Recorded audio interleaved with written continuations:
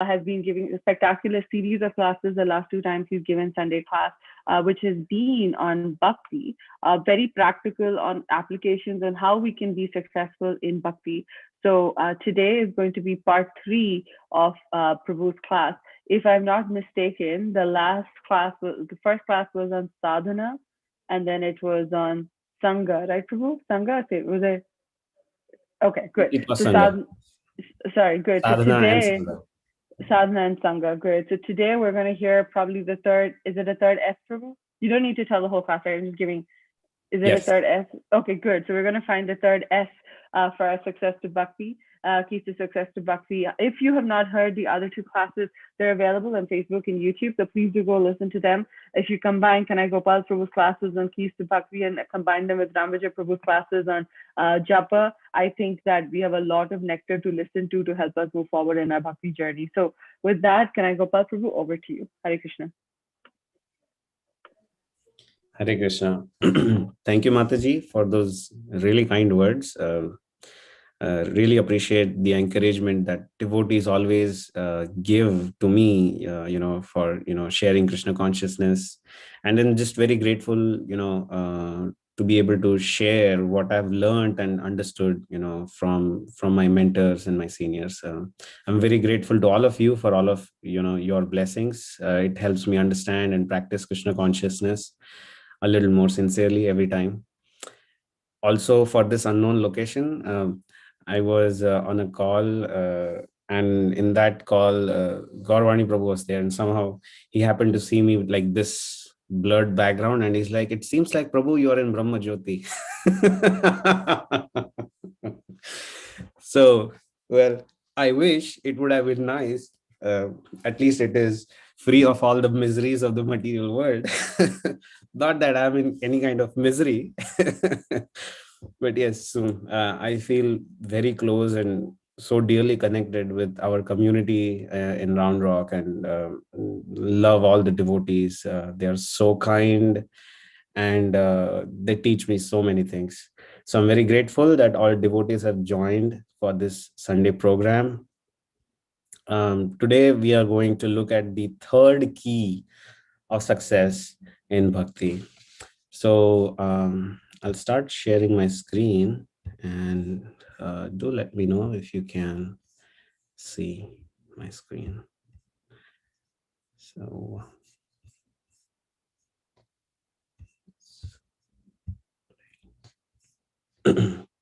okay, thank you. All right. So before we start the class, we'll pray. Om Ajnanatimirandhasya Jnananjana-shalakaya Chakshurunmilitam Yena Tasmai Shri Gurave Namaha. Shri Chaitanya Manobhishtam Sthapitam Yena Bhutale Swayam Rupa Kadamayyam Dadati Swapadantikam Vandeham Shri Guru Shri Yuddhapadakamalam Shri Gurun Vaishnavamscha Shri Rupam Sagrajatam Sahagana Raghunathanvitam Tam Sajivam Sadvaitam Savadhutam Parijana Sahitam Krishna Chaitanya Devam Shri Radha Krishna Padan Sahagana Lalita Shri Vishakhan Vitamscha. He Krishna Karuna Sindhu Deenabandhu Jagatpate Gopesha Gopika Kanta Radha Kanta Namostute Tapta Kanchana Gaurangi Radhe Vrindavaneshwari Vrishabhanu Sute Devi Pranamami Hari Priye Vanchakalpatarubhyascha Kripa Sindhubhya Evacha Patitanam Pavanebhyo Vaishnavebhyo Namo Namaha. Jai Shri Krishna Chaitanya Prabhu Nityananda Shri Advaita Gadadhar Shivasadi Gaur Bhaktavrinda. Hare Krishna Krishna Krishna Hare Hare Hare Rama Rama Rama Hare Hare.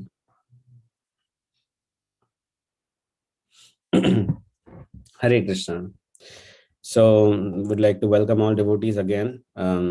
Also, as would like to echo Masundari Mataji's message, that I hope and pray that all of the devotees who have families and friends and relatives in India, I hope that they are doing well. These are really tough and challenging times.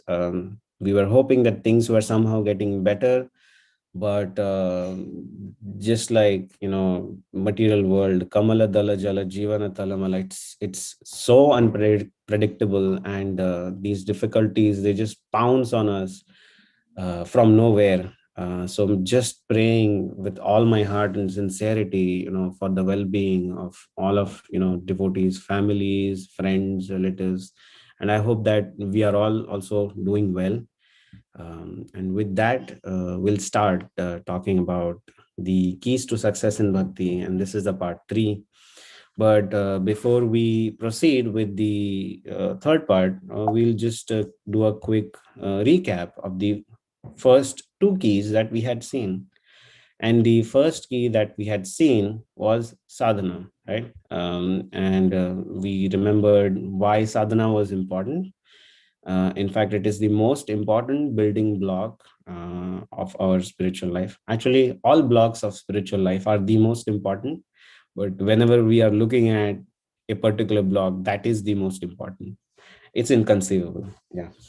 So, sadhana, sincerely seeking shelter, because this and our sadhana is chanting the holy names, especially that's the most prominent part of our sadhana.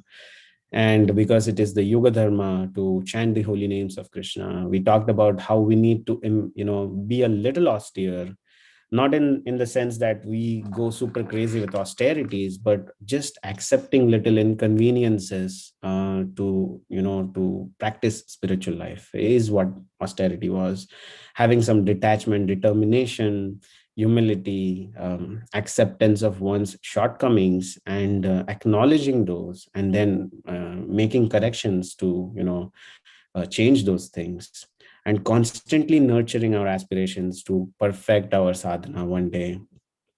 And attention, being attentive while we are performing our sadhana, and being attentive to what we are consuming with our minds during the day and also during our sadhana.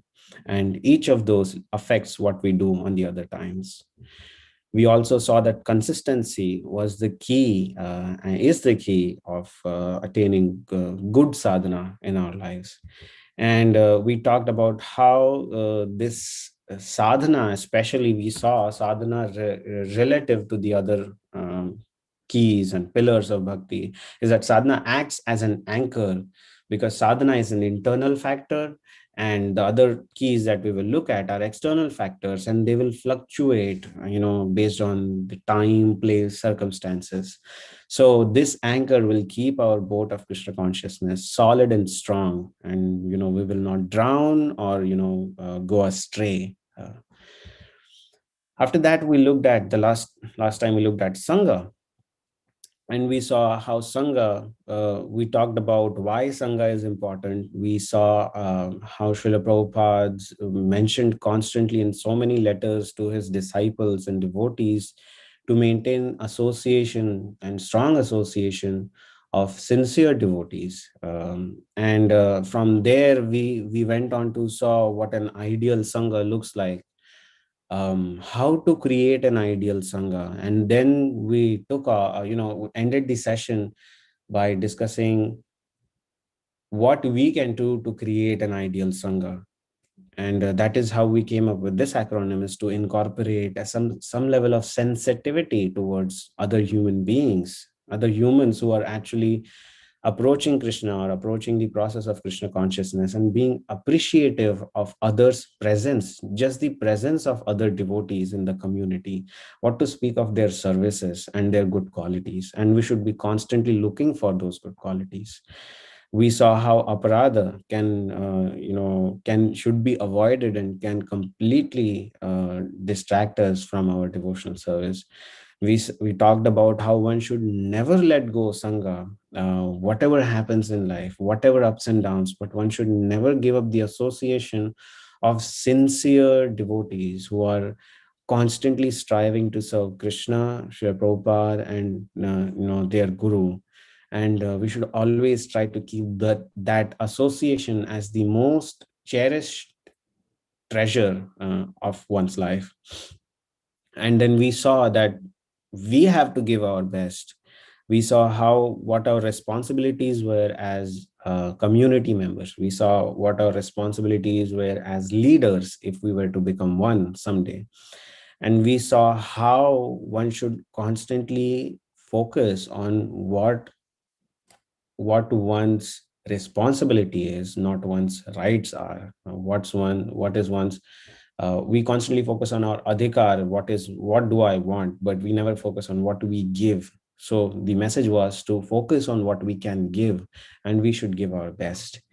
And then we saw the principle of appreciation, that we have to in the beginning we have to tolerate. Tolerance leads to acceptance of the kind of persons that we associate with.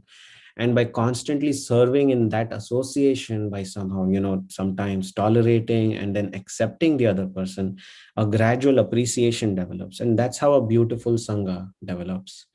In that we also talked about how devotees contributed, why sangha is important in their life. Someone said it's inspiration, it is a positive influence on a behavior, provides a safety net, exchange of ideas for self-improvement. It's a barometer of our progress, brings joy in our lives, and it's mentioned as the most prominent thing in our scriptures, and it protects our bhakti, gives us a family. And at the end, the message is, this is somehow borrowed and modified from, I think, Mahatma Gandhi, who would say, be the change you want to see in the world. Be the sangha you want to see in this world or in your community. We should strive to be the sangha that we want to see in our community. And with that, we can actually, if each member in a community has that attitude and that goal to be the sangha they want to see, that will create a very dynamic, positive, loving, and inspiring community. So with that, we will look at the third pillar and the third key of in the life of sadhana bhakti. We talked about sadhana, we talked about sangha, but then with the sadhana gives us the strength and the sangha gives us the community. But then what do we do with it? We engage ourselves in seva. So that's the third pillar. And I thought to just the third pillar of seva is so vast. It is like an ocean, as even the other two pillars are like very vast. There are so many quotations in the Bhagavad Gita, in the Srimad Bhagavatam, in the Nectar of Devotion. And I just thought, let's just start simple and look at some of the most commonly known verses in the Bhagavad Gita, and start out from there, because this is kind of the introductory message, right? So this is chapter 4, where Lord Krishna is telling Arjun, and he is instructing him. So I'll read the verse and the translation. We'll look at the purport, read from the purport, and from there we will start discussing the other points about what this key of seva is. Tadvidhi pranipatena परिप्रश्नेन सेवया उपदेक्ष्यन्ति ते ज्ञानम ज्ञानिनस्तत्त्वदर्शिनः. Just try to learn the truth by approaching a spiritual master. Inquire from him submissively and render service unto him. The self-realized souls can impart knowledge unto you because they have seen the truth. So we'll read from the purport. If any devotee would like to unmute themselves and read this. I can read it too. Sure, Prabhu. The path of spiritual realization is undoubtedly difficult. The Lord therefore advises us to approach a bona fide spiritual master in the line of disciplic succession from the Lord himself.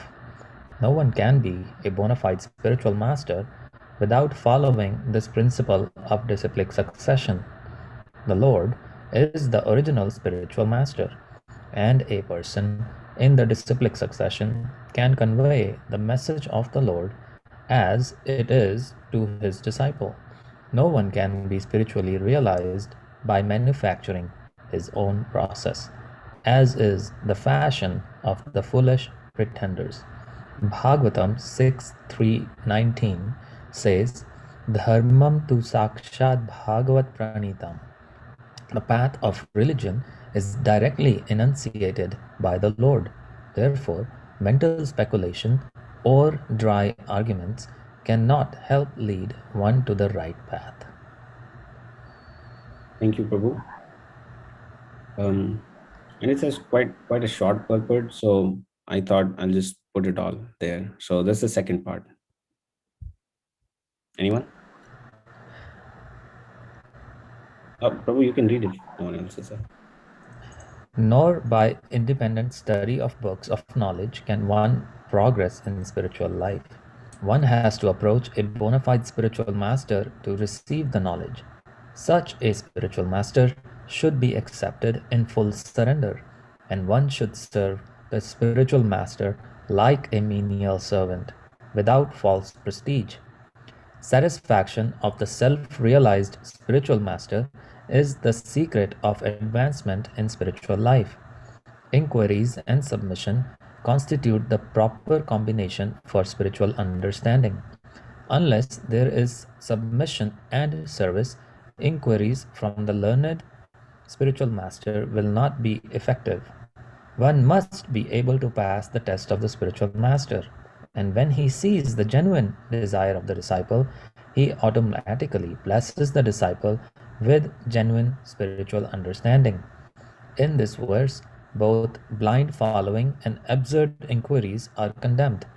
Not only should one hear submissively from the spiritual master, but one must also get a clear understanding from him in submission and service and inquiries. A bona fide spiritual master is by nature very kind toward the disciple. Therefore, when the student is submissive and is always ready to render service, the reciprocation of knowledge and inquiries becomes perfect. Thank you, Prabhu. So, Srila Prabhupada so brilliantly, well, actually, the essence of this class is in the purport. And Srila Prabhupada mentions, because the first thing is to approach a bona fide spiritual master, and the spiritual master must be in a disciplic succession, and one has to surrender to a spiritual master. But then what does one do after surrendering unto a spiritual master? Inquiries and submission constitute the proper proper combination for spiritual understanding. And unless there is submission and service, inquiries from the spiritual master will not be effective. So, right at the outset of Bhagavad Gita, in the 4th chapter, Lord Krishna is telling Arjun to approach a spiritual master and inquire from him and render service unto him. Lord Krishna never really asked Arjun, and he didn't stop at, just go and ask someone. Sometimes when we have some question, maybe at work or at some, and something else, and sometimes if we don't know the answer and someone else knows the answer, we just tell them, hey, just go and ask that person might tell you.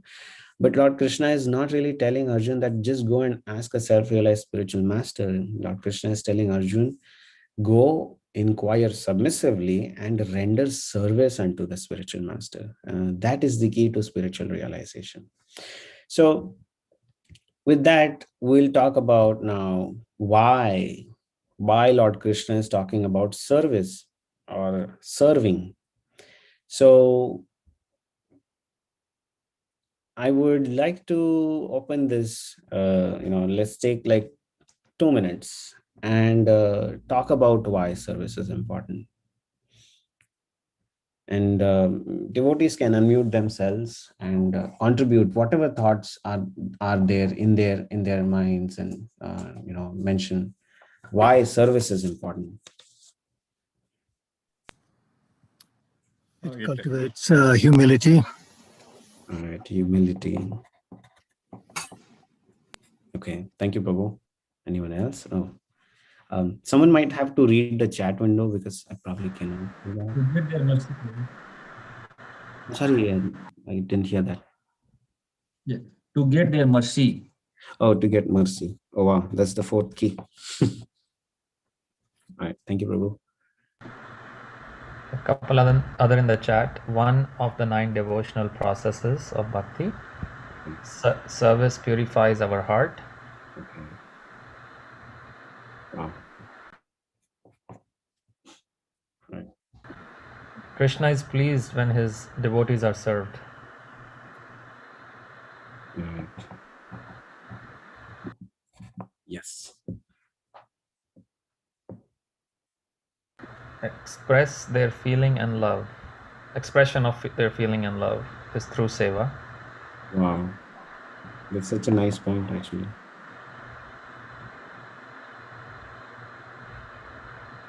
Wait, one last point. If not, we can start talking about these. These are such great points. I'm just going to add these to the slides and to meditate on later. Humility. Wow, that is such an important point. To get mercy. Yes. One of the 9 devotional processes. Yes. It purifies the heart. Yes. Krishna is pleased. And expression, it is an expression of our feeling and love towards devotees and Krishna. Wow, these are such brilliant points. I wish I had added them right there. And I think what I've tried to meditate on and think about, they're pretty similar to what we just talked about, right? But the first thing is that it comes as it is our duty to serve. Actually, it is our nature. It is our dharma. The word dharma actually refers to one's constitutional nature. And our constitutional nature is to serve. Whatever we may think and however we may look at things, actually everyone is serving someone. Even if we are trying to enjoy just life on our own, we can think that I don't serve anyone. We are serving our own mind and senses, and they're dragging us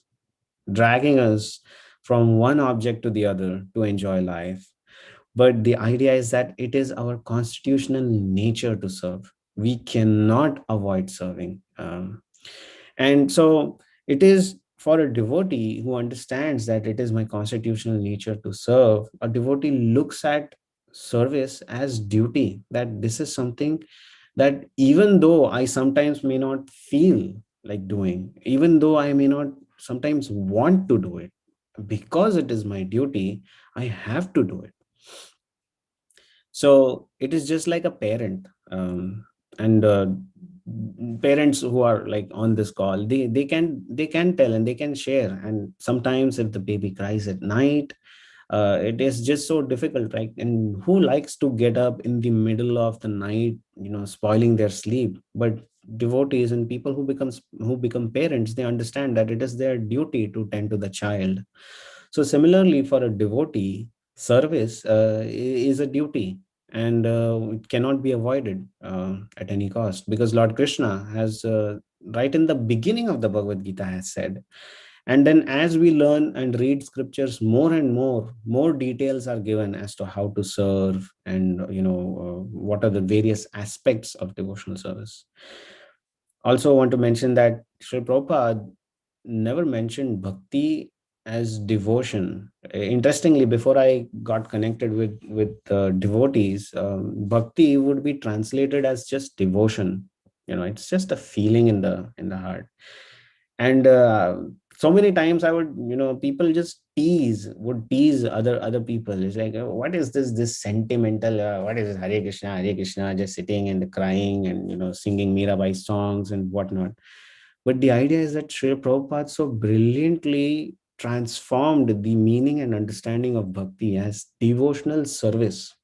He never pointed just the word as like devotion. It's devotional service. So it is our duty. It is our duty towards Krishna. It is our duty towards other devotees, and it is our duty towards our communities. So the other thing is that it gives us a sense of purpose. I think I heard long ago, I heard a devotee, and that devotee was so simply sharing the fact that, everyone is looking for someone to love and something to do, because someone to love, it fulfills our heart, and something to do, it satisfies our mind and our intellect, and it gives us a sense of purpose. So seva will give us a sense of purpose, is that it guides us, it gives us something to do. The other thing, as I think it was Vaikunteshwar Balaji Prabhu who mentioned humility, it builds character. Uh, we come together with devotees, we read, hear, chant. We get to hear we get to hear so many instructions about spiritual life. But then knowledge just sitting in our heads, it doesn't, and if that doesn't really lead to any action, then there is no transformation. So that is why in the last class we talked about how knowledge plus character leads to wisdom, right? So also knowledge plus action is what builds character. By engaging in the acts of service, we are actually building the true character of devotee, as Lord Krishna describes in the 12th chapter of Bhagavad Gita. And so many beautiful qualities of a person who is engaged in devotional service in bhakti are described. And that can only be developed by engaging in an act. And so therefore knowledge has always needs to be coupled with action, humble, sincere action. And that is what builds character. Knowledge without action is simply mental speculation and leads to arrogance and a feeling of superiority over others.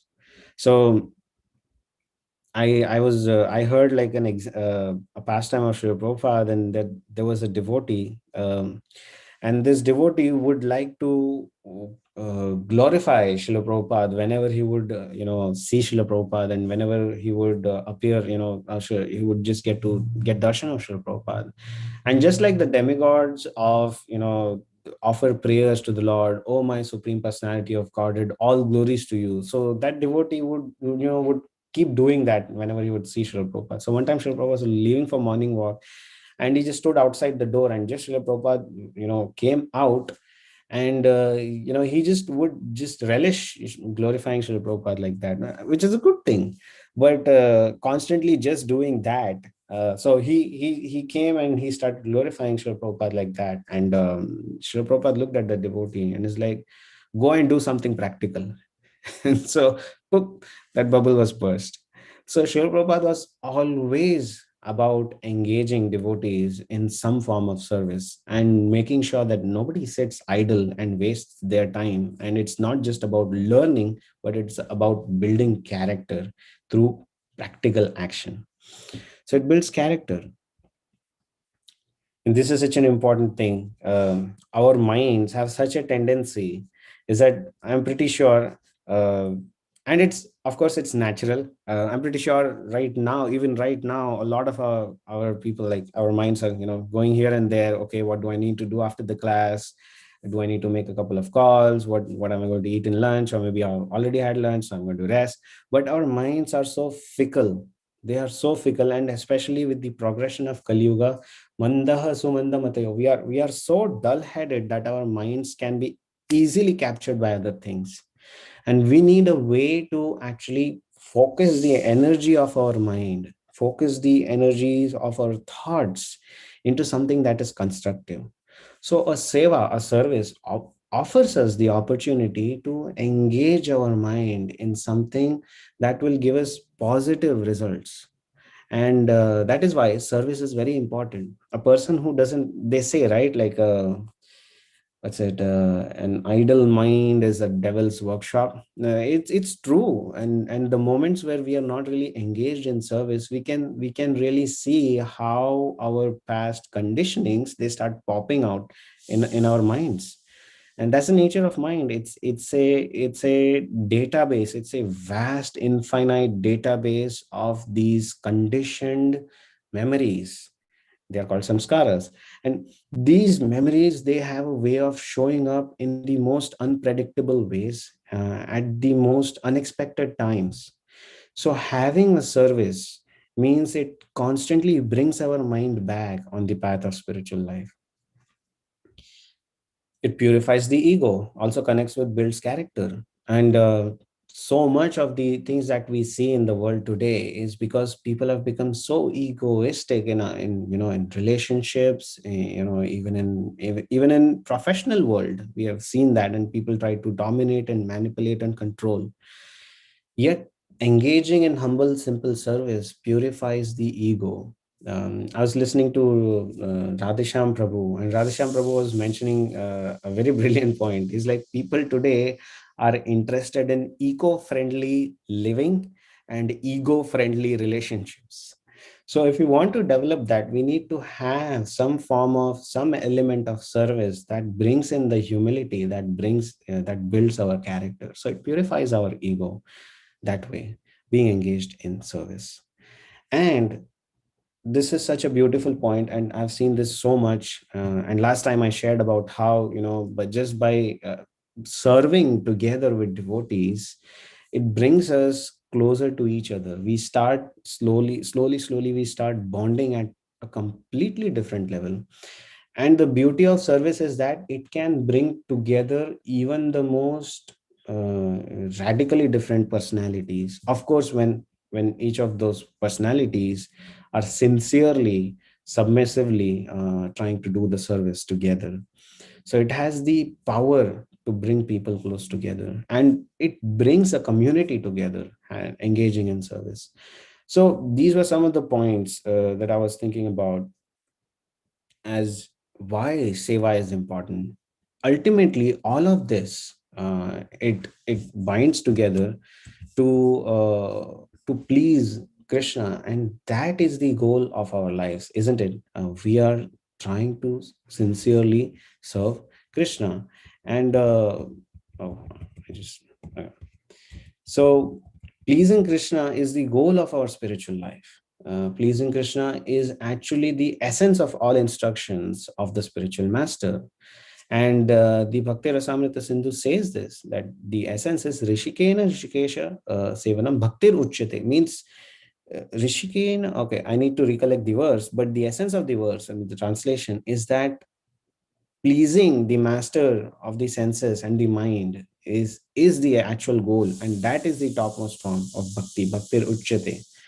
So that is what we are trying to do.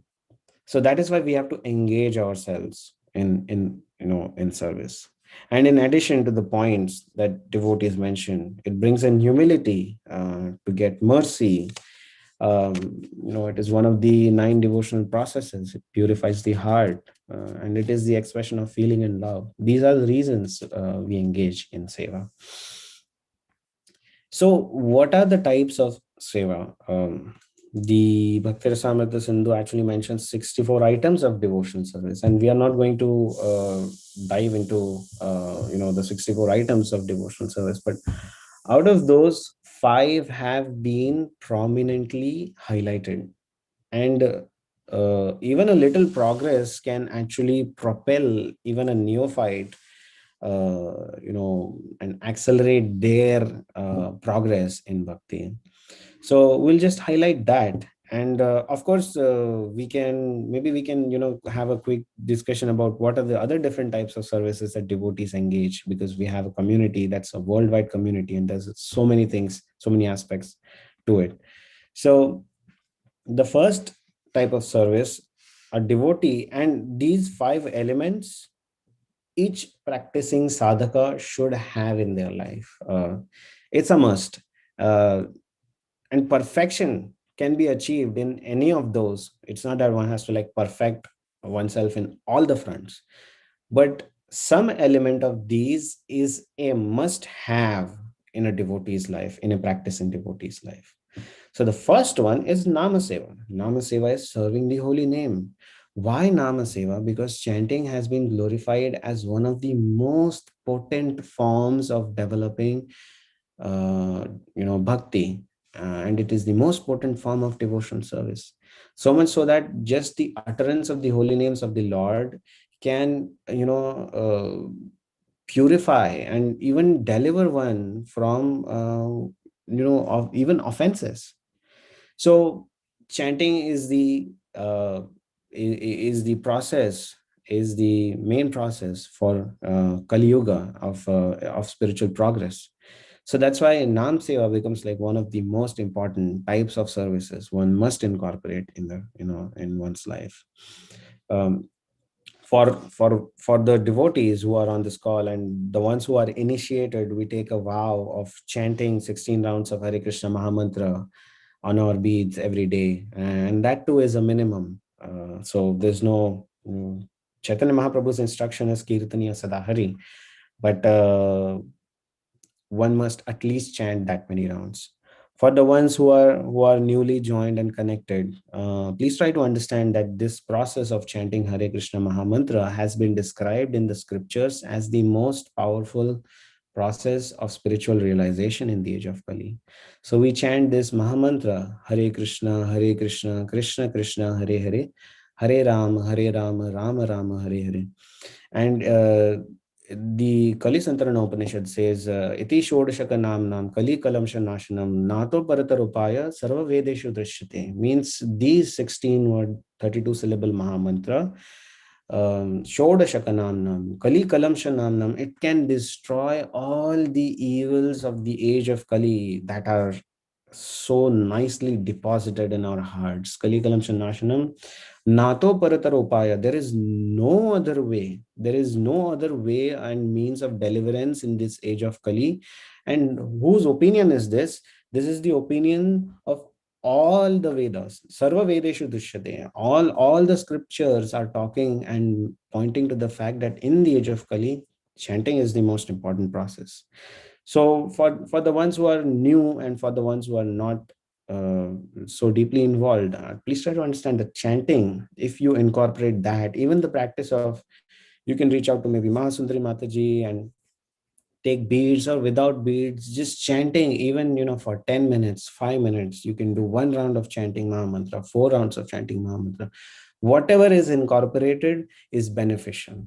And that will initiate your process of, getting involved in spiritual life and, walking on the path of spiritual realization. So that's Nam Seva. The other is Bhagavata Seva. And Bhagavata Seva, whenever we talk about Bhagavat, we start thinking about Srimad Bhagavatam, which is true. I heard this concept, I heard for the first time from His Grace Radha Gopinath Prabhu, who was giving a Srimad Bhagavatam class. And I think he got it from Burijan Prabhu, who is Srila Prabhupada disciple and who's such an excellent teacher. But so he was mentioning that there is the book Bhagavatam and then there is the person Bhagavatam. So the book Bhagavatam describes the pastimes of the Lord, describes the pastimes and the different activities of the devotees of the Lord. And it glorifies the Lord and his devotees in so many ways. And the beauty of serving Srimad Bhagavatam, what is serving Bhagavat? Serving the book Bhagavatam means actually submissively hearing from devotees, submissively and sincerely reading the book Bhagavat. That is a service to the book Bhagavatam, right? And there's so many beautiful verses that describe the glory of reading Srimad Bhagavatam, right? We read those verses in the beginning of the Bhagavatam class itself, right? It cleanses our hearts from in and out, right? So, and the other important aspect of that is serving the person Bhagavat. Who's the person Bhagavat? The person Bhagavat is the one who has incorporated and imbibed those teachings in their character, in their person. That person and serving the person Bhagavatam, then in one sense becomes equivalent to serving the book Bhagavatam. And these two are very, very, very important limbs of devotional service. Very, very important limbs of seva is that serving a pure devotee can elevate a person in ways that one cannot imagine. And we see within the book itself are the pastimes of personalities who got purified just by serving a person Bhagavat. Like Narad Muni, who very classic example, right in the first canto of Srimad Bhagavatam. He served the Bhakti Vedantas with all humility, with all sincerity, without any motive for recognition, without any motive for fame or anything. He was just simply and humbly serving the Bhakti Vedantas. And what blessing he got. He got the darshan of the Lord in his heart. And then in his next life, he was born as this transcendental spaceman who went and delivered so many personalities, and who is the spiritual master of so many great sages. We wouldn't have the Ramayana without him. We wouldn't have the pastimes of maybe Prahlad Maharaj, Dhruva Maharaj, so many great personalities just by the service to a person Bhagavat, right? And the glories of book Bhagavat. And we have seen the lives of so many devotees have changed just by hearing Srimad Bhagavatam and reading Srila Prabhupada's books. So that is Bhagavat Seva of two types. So this makes it three. The next one is Vigraha Seva, or serving the deity. And this is also one of the most important aspects of devotional service. We devotees, we try to serve the Lord, and we try to, like Lord Krishna speaks in the Bhagavad Gita as Man mana bhava mad bhakto madhyaji mam namaskuru. Always think of me, always remember me, offer your obeisances, offer your respects to me, madhyaji mam namaskuru. How do we fix our minds on Krishna? Right? Our minds are so fickle. So the acharyas have given us a very sublime process of engaging our minds and also our senses completely in Krishna's service. At least for the amount of time we are doing that service, we are so completely absorbed and we forget the world. And that is Vigraha Seva, serving the deity, to incorporate some form of deity service in our lives. So if one doesn't have deities at their home, one can serve the photos, the paintings of Lord Krishna. And Lord Krishna is omnipotent. He has the ability to accept the offerings of a devotee, offerings of love. I know devotees who have been in so many different situations, but just by offering some service to some, not even deities, just the photos of deities, they would maintain their connection with Krishna in so many difficult times. So Vigraha Seva is a very important element. And we should try to incorporate, if not all, like the idea is that as grihasthas, as householders who are living in this material world, our standards are not meant to, not uh, mandated to be as high as temple worship, but at least we can offer everything that we get, offer everything that we eat to them. Uh, I remember His Grace Gaur Gopal Prabhu would always encourage us youth when we were, back in Mumbai at the ISKCON youth services. And he would always encourage us to offer whatever we get, even if you're getting an Apple Watch, even if you're getting an iPhone, even if you're getting a laptop, a computer, a big brand new Mercedes, or a Ferrari or a Porsche, whatnot, whatever it is, with simple humble heart you can offer it to the Lord, and you can offer those prayers. And by doing such simple acts of devotional service, one can remember Krishna always.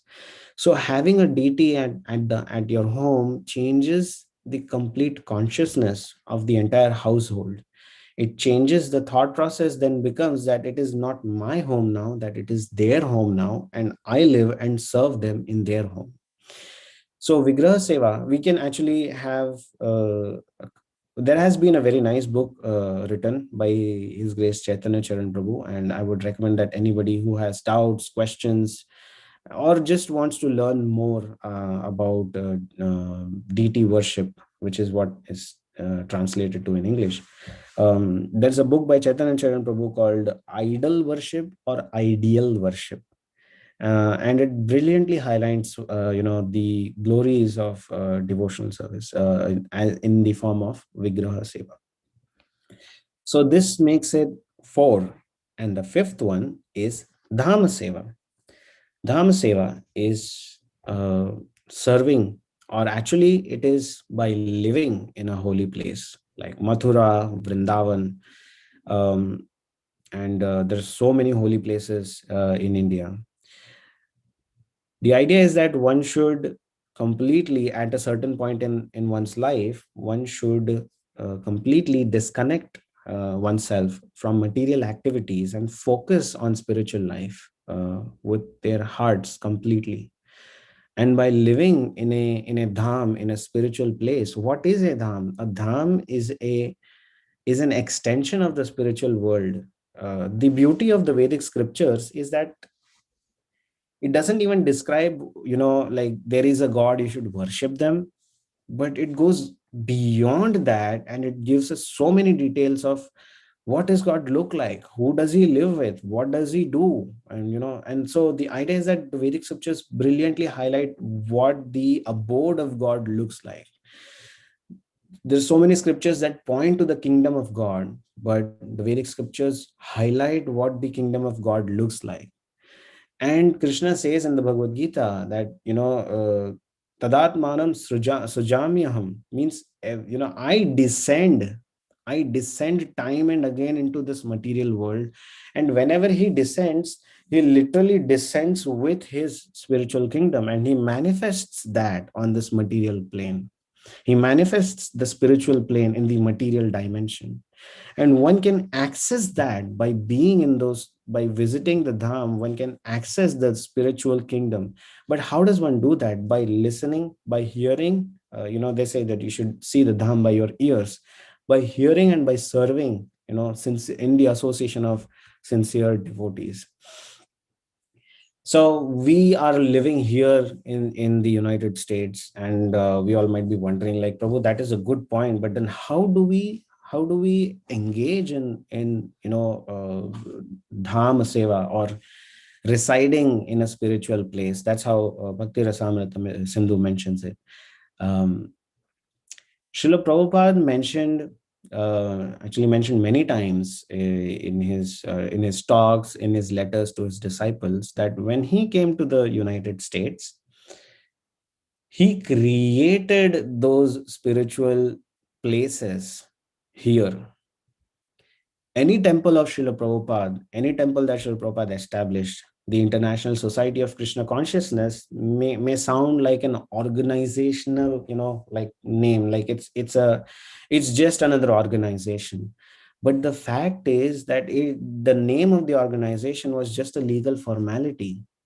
What the temples of Srila Prabhupada they are spiritual oases in the middle of a materialistic culture. And those spiritual oases that Srila Prabhupada established are non-different from the original dhams that are manifested in India. And wherever Srila Prabhupada went, he named the communities based on the names of these original dhams. So we have New Vrindavan, we have New Dwarka, we have New Goloka Dham, so Srila Prabhupada established those places. And if we approach those places, in the right mood, in the right consciousness, we are actually engaging in Dharmaseva. What to speak about all these places that Srila Prabhupada has established, the places that the disciples of Srila Prabhupada and their disciples, the grand disciples that they are establishing, they are dhams, they are the holy places. Why? Because there is a very famous conversation between Narada Muni and Lord Vishnu, where Lord Vishnu is when Narada Muni is asking Lord Vishnu, where do you reside? And Lord Vishnu tells Narada Muni, Tatra tishtami Narada yad gayanti mad bhaktaha. I reside. Naham tishtami Vaikunthe yoginam hridayeshuva. I don't live in Vaikuntha. I don't live in the hearts of the yogis, but I live where my devotees are chanting my glories and my holy name, my names. And so our ISKCON of Round Rock, that is a dham, and we approach that. We approach that place with that attitude, with that sincerity, with those thoughts, and with that consciousness. We can reap the benefits of residing in a holy place. And by doing that, we actually engage in that seva. So these are like the 5 most important elements that must be present: connection with the holy name, some form of chanting. To the ones who are initiated, they know their vows. And for those who are not initiated, think of it, adding this as a very important block of spiritual service in your life. And this is not for, like, this is not like a mandatory thing. It's not like you have to. You should do these things if you want to progress in bhakti. The path of bhakti is always like a voluntary path. There's no force. Like Krishna says at the end of the Bhagavad Gita, yad ichhasi tatha kuru. That, my dear Arjun, I've told you all these points, but it's up to you if whether you want to, whether you want to, accept the things that I've said to you, whether if you want to reject, you can go on with whatever you were going to do. And if Lord Krishna doesn't interfere with anyone's independence, who are we to impose these? But these are very important points for those who want to progress in the life of bhakti, so that one doesn't start wondering after 10 years or 15 years of being connected with devotee communities. One starts wondering, what was the use of doing all that? I didn't feel any difference. The reason is we don't feel any difference is because we don't take things seriously. So that is why then we have the Bhagavad Seva. We incorporate the connection with Bhagavatam. If you don't have the time to read, maybe hear Bhagavatam. And there are so many. There is like an ocean of devotional material available to hear and associate with person Bhagavatam. And everyone, I'm 100 and I don't know how many percent I can give it to, but I'm so sure that everyone has access to a person Bhagavat. Everyone, if not physical, virtually. It's not that one has to go and like really have a conversation, but just by hearing from a person Bhagavatam, one can imbibe those qualities and understand the science of Bhagavatam. Vigraha Seva, if not deities, like His Grace Amrendra Prabhu was so brilliantly mentioning, like one should keep a photo of their favorite deities, and just look at those deities. Even the darshan of the Lord purifies one's consciousness, and just look at it again and again. That's such a simple idea, right? So that is an indirect way of Vigraha Seva. You are appreciating the beauty of the deities, and you're offering your heart and your mind and your prayers. At the end of the day, the idea of deity service is that one should be able to offer anything they are offering, and with love and gratitude and appreciation for the Supreme Lord. And if one can do that in whatever way, and Vigraha Seva can be done in so many ways. Maybe help someone who is doing Vigraha Seva. That's a brilliant service. And Dharmaseva, just by sitting in a community, what is a holy dham? A holy dham is the place, in one sense, is not an absolute definition, but a holy dham in one sense is a place where sincere devotees come together to glorify the Lord and his devotees. So one can engage by just approaching a community of devotees like that. Wherever anyone is trying to sincerely serve and connect with Krishna is a dham. We can make our homes our dham. We can make our hearts a dham. A holy place where the Lord resides. Dham is the holy place where the Lord resides. So these are the 5 important limbs of service that a practicing devotee can incorporate. And then there are certain things that to think about as to when it comes to the point, when we start thinking is like how to engage in seva. Okay, we have heard all these things. There are so many services. Like when we connect with the community of devotees, there's a wide variety of services that are centered around these principles, that are centered around these 5. Actually, Bhakti Rasamrita goes into 64 items, but a lot of the services that we engage in are centered around these 5 principles. And so how does one engage in seva? How does one start, right? So the first step is to going back to the verse that we just talked about, is to seek shelter of a pure and a sincere devotee. Jnaninas Tattvadarshina, one has to approach a Tattvadarshi, one approach a person who has seen spiritual life in truth. The idea is that in an ideal situation in the Vedic tradition, a bhakta or a person would actually serve under their spiritual master. But given the times that we are living in, if we cannot directly be in touch with our spiritual master, we know that our spiritual master has certain dedicated servants who they are directly in touch with, and we can serve under them. But the idea that serving under someone should always be there. Serving independently can be done if one has maturity, if one has that maturity, that humility, and that realization. But that maturity actually comes a lot of the times by serving under the guidance of a senior devotee. So as much as possible, one should seek shelter of a pure and sincere devotee. And that's the first step, because by doing that, by connecting with them, it will help us figure out where can we start, what is the first thing we can do, what is the first thing we should not be doing. So seek the shelter of a pure and sincere devotee. How can one find one? Anyone, actually, in one sense, one should see everyone else as a better devotee and a better person than us. So look around within the community, see who you can seek shelter from, and seek guidance from. There are so many instructions that we talked about, so many things that can be done, right from chanting to deity worship to Dharmaseva and to whatnot. For someone who is confused that there are so many things, where should I start? The idea is start simple.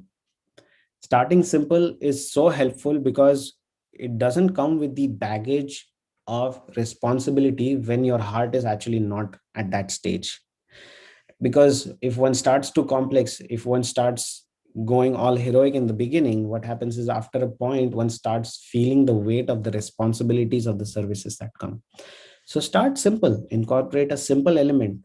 But the fact is, one should start simple and gradually go on adding. But try not to remain simple throughout. It's like try not to keep it minimum throughout the life. Of course, one has to look at one's own life, circumstances, situations, and one has to be practical about what one can do. And even if one has actually Neha Vikramana Shosti Pratyavayuna Vidyate Swalpam Apyasya Dharmasya Trayate Mahato Bhayat, even little endeavor, little progress in devotional service is never lost. So even if you keep it simple throughout your life, there is no loss. So, and then associating with those who serve sincerely. I have personally derived so much benefit by just associating with sincere devotees. At times where I have, and it happens, we are sadhakas. His Grace Gauranga Prabhu so brilliantly mentioned in his class on Ramayan, on Ram Navami, is that Ayodhya is the culture of Sanskriti where everyone is engaged in selfless devotional service to the Supreme Lord. And then Kishkinda is the place where it's the Prakriti. Sometimes we feel like enjoying, sometimes we feel like serving. So this is, I find like this is where my consciousness fits in. It's like sometimes the mind may not cooperate. Sometimes it's just difficult and we have to fight with our minds. But especially when we are going through those types of thoughts or mindsets, we should associate with those who are serving sincerely with all their hearts and giving everything they can, because with that association it will spark that fire within us. It will give us the push that we need to overcome those challenges that we have in our minds. And as I said, as we start simple, but then it shouldn't stay simple in an ideal situation. Gradually add on the services you can do. And honestly, sky is the limit. And we see so many devotees within our community with the things and with the ways that they do services. It's just so brilliant. And sometimes for me personally, it is mind boggling as how these devotees can do so many services while maintaining their household lives. So, but gradually add on the services that we can do. And the fact is consistency. If you take up a service, the idea should be that at least we can maintain the bare minimum, that we do justice to that, that we don't, sometimes we do and sometimes we don't. It would rather be better to like not commit and not commit, or rather than just committing and then doing it in a haphazard way. So consistency becomes the most important key, is that when you take up a service, try to do it consistently as much as possible, right? And we all know, actually, sometimes we give up just because our mind plays with us so much, but trying to maintain consistency is such an important aspect of service. And no matter what we do, no matter how much we accomplish, no matter how much we achieve in devotional service, how much ever we are able to accomplish great feats in our life, we should always, always, always stay humble, because spiritual life and services are the, in one sense, any service given to us is the instruction of the spiritual master. We try to do services as directed to us by the devotees, by our spiritual master, by Guru, Sadhu, Shastra. But we should always remember, with the instruction is always the empowerment. And that empowerment is there for the person who sincerely follows the instruction to serve. So when one is able to accomplish anything brilliant in life, the idea is that it is not our talents, it's not our ability to speak, it is not our ability to wonderfully manage, it is not our ability to explain things phenomenally, it's not our ability to reach out and support 100 other people. It is the empowerment that comes with the instruction that allows us to accomplish those things. And because if we are not humble, deeper, we have already gone astray, we have left the track, and we are far away from the train already. So the idea is that, in no matter how much we accomplish and how much we do, we have to stay humble. And if we cannot engage in services directly, if we cannot do anything, and Lord Krishna is so merciful. Even in the Bhagavad Gita, he tells Arjun that if you cannot do this, try, if you cannot focus your mind on me, you can try to work for me. If you cannot work for me, you can do, he keeps on giving Arjuna the options, the various options that he can engage in, because if he is not at that level. So even if at a certain point in time, or life, you feel that, okay, I am not at the state where I can directly engage in services, then try to support those who are sincerely serving.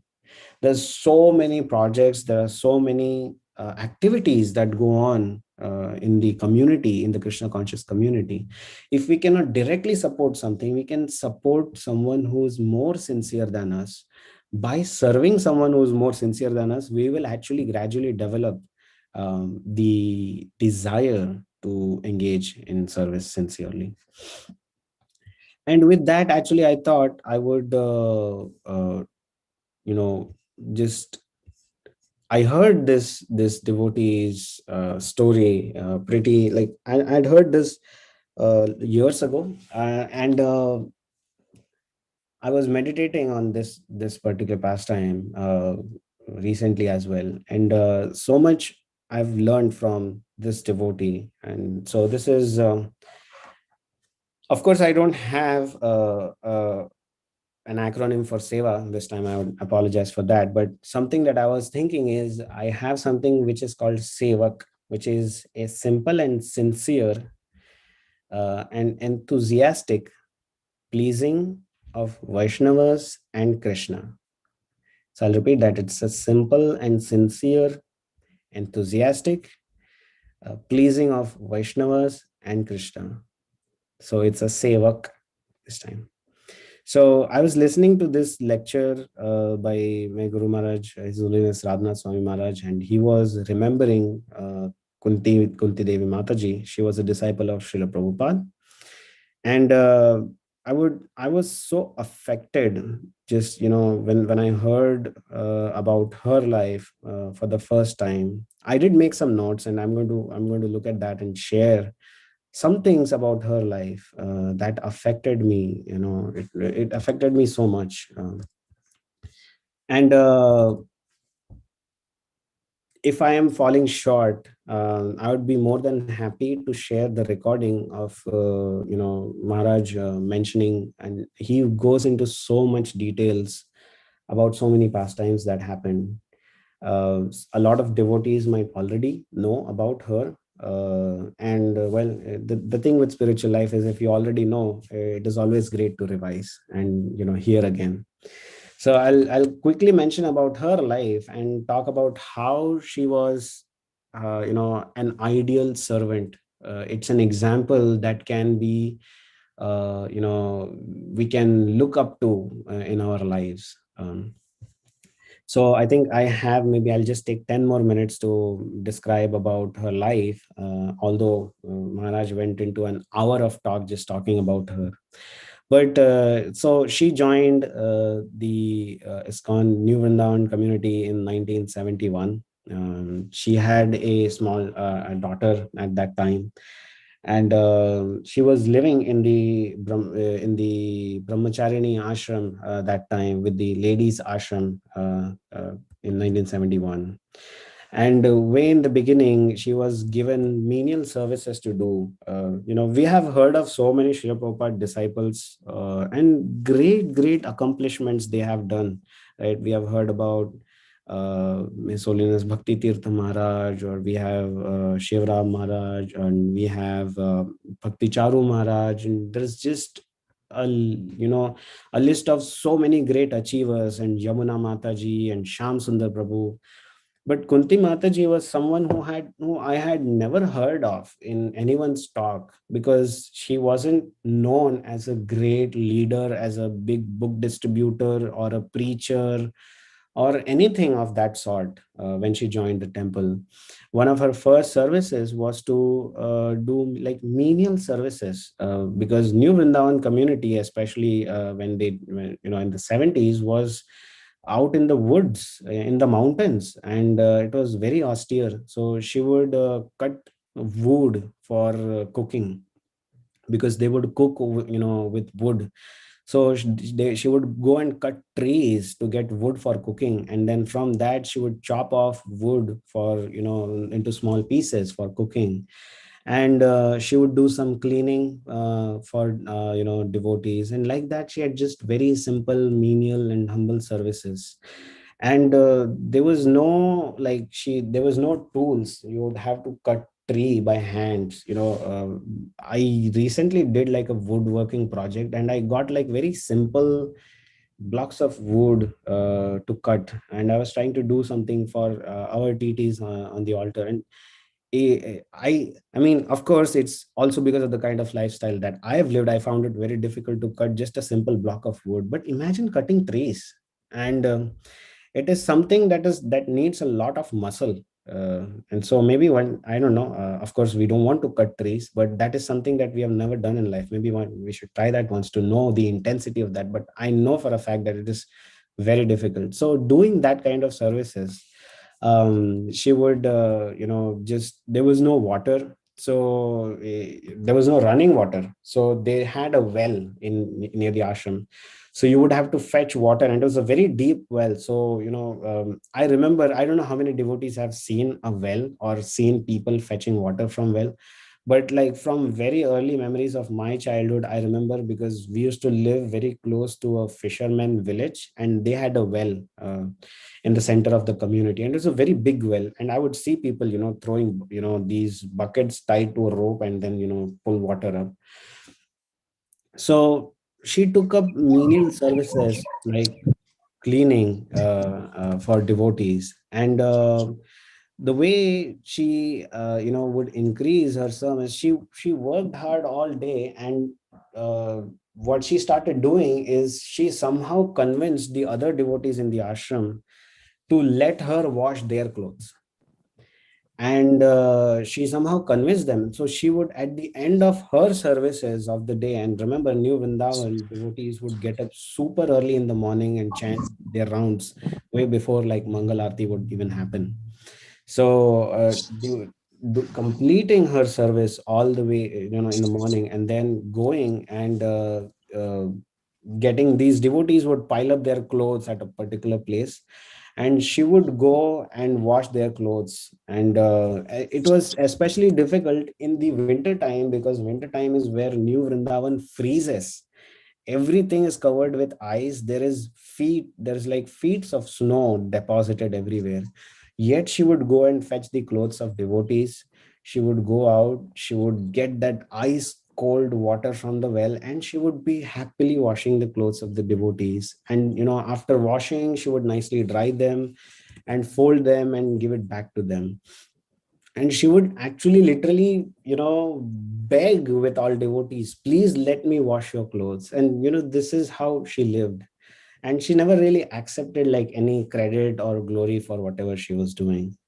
As time went on, she was sent out on Sankirtan. And Sankirtan in those days was devotees chanting and distributing books. And she would try so hard to distribute books. She would just try hard as anyone would. And yet still, her scores were never really high. She was never really like a very famous and big book distributor or collector. Yet despite all of that, she would just try very hard. And as Maharaj mentioned, is that there were other devotees who were getting glorified, and their names were coming in the newsletters, and they were getting all sorts of prizes and rewards. But she never got any recognition. She just wasn't empowered to do that.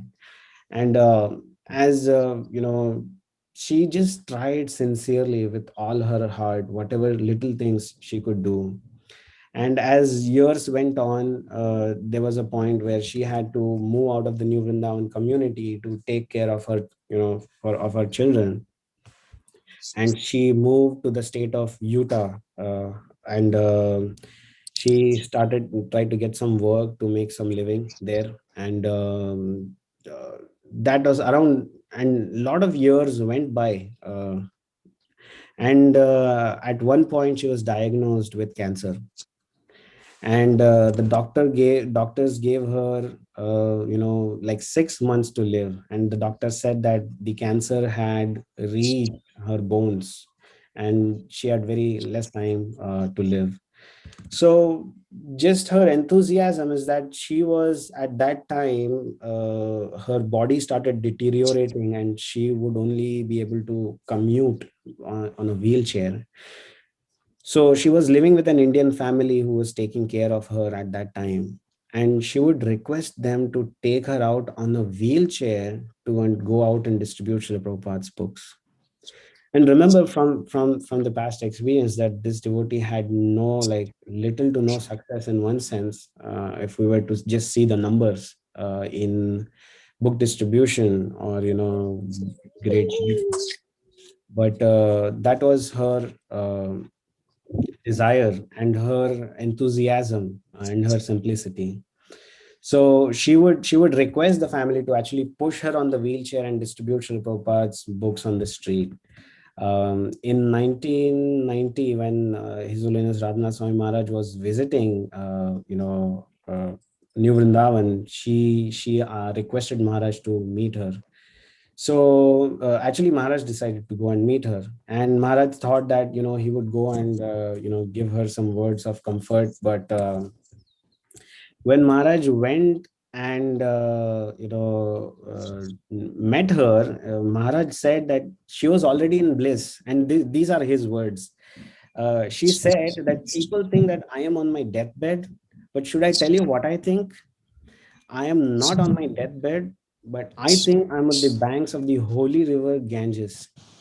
And someone had given her all Srila Prabhupada's book. So she would be lying all day, either chanting japa and chanting kirtan or reading. So she was saying that she just felt like Maharaj Parikshit sitting on the banks of Ganga and hearing from Shukdev Goswami. And so she's like, I am on the bank of Ganges on this bed all day long hearing Srila Prabhupada. And she said, I've heard Srila Prabhupada in so many dozens and dozens of lectures and talks and darshans, but I have never felt Srila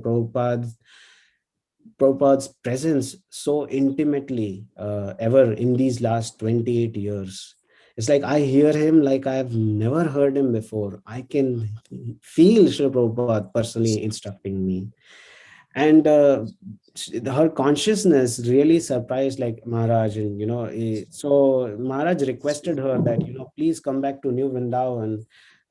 We would be, very grateful to, just take care of you there, and we'd be very happy to have you there. And while that was happening, before she goes to New Vrindavan, a TV station in that city heard of her. They heard of this lady who was racked with so much pain in her body and was in a wheelchair. Yet she would go out and request people to take books. She would distribute books, and she would be so happy and smiling, sharing Krishna consciousness with everyone. Is that TV station got so interested in her, they decided to interview her. So the producer of the show actually went and met her, and he asked her this question: how can you be happy when you have cancer and you're dying?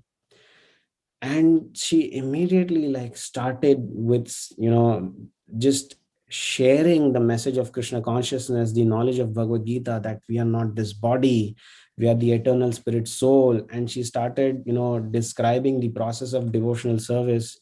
And she said that how when she was chanting Krishna's names, she was experiencing bliss, she was experiencing so much happiness. And then she went on to describe the transcendental beauty and pastimes of Lord Krishna in Vrindavan, and how she started emphasizing on some of stories, and she started describing her faith and love for Srila Prabhupada. And she gave this message to the TV producer so brilliantly that that man started to cry just by hearing her story.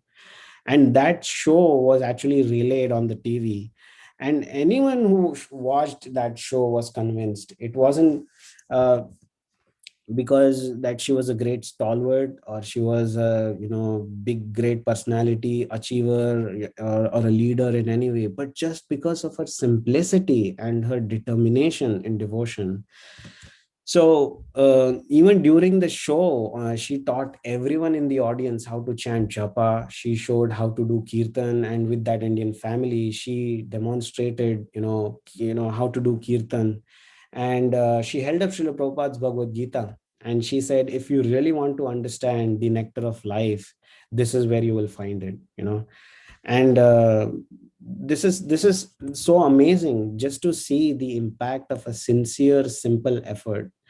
Even when, like, I think I'll not go into a lot of other details, but I would just highly recommend that if any devotee wants to hear about her life and what services she did, it's just amazing. When she came back to New Vrindavan, she was still riddled with cancer, and her body was deteriorating and going down. Yet she would get up on her wheelchair and go and serve the small brass near Radha Madhav deities. And at this point, she couldn't even bathe by herself. Devotees would have to bathe her. The ladies in the ashram would help her bathe, but yet she would sit on the wheelchair, and devotees would give her the cloths and everything, and she would be constantly serving.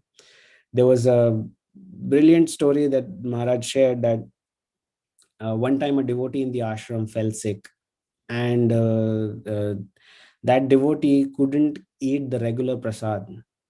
So Kunti Mataji, out of the goodness of her heart, of her motherly love and affection, she volunteered to cook for that devotee. And so she went into the guest kitchen and cooked for this devotee. And what she cooked was so nice that all the other devotees liked it. And pretty soon she was cooking for nearly 30 devotees every day. She was serving a 5 course, prasad meal to devotees in the ashram, even though her body was constantly, breaking down, and, she was having so much pain.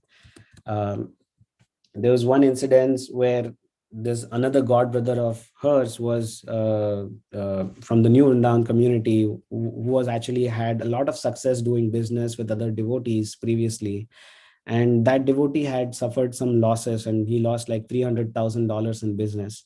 But out of formality, just to see this devotee Kunti Mataji, he went and visited the just to see her, and and he thought that he would be able to comfort her in her in her last days in her life. But when he met her, Kunti Mataji just said that she started preaching to him, you know and she said, why are you attached to your business? Don't you understand you have Krishna's names, Prabhupada's mercy? Be happy. You have the association of so many nice devotees. I was also attached to making money a while ago, but see how Krishna has nicely blessed me with this disease. Now I am not attached to anything but other than Krishna and his devotees. This is Prabhupada's mercy. So this devotee who thought that I would go and comfort, Kunti Mataji, but he came out and he started sharing that Kunti preached to me, and he was so happy and ecstatic, because he was like, I was just so miserable, now I see what I have and what I can, how I should be grateful and appreciative of whatever Krishna has given me. I still have my house, I still have my family, I still have great association, and I'm yet hankering for other things.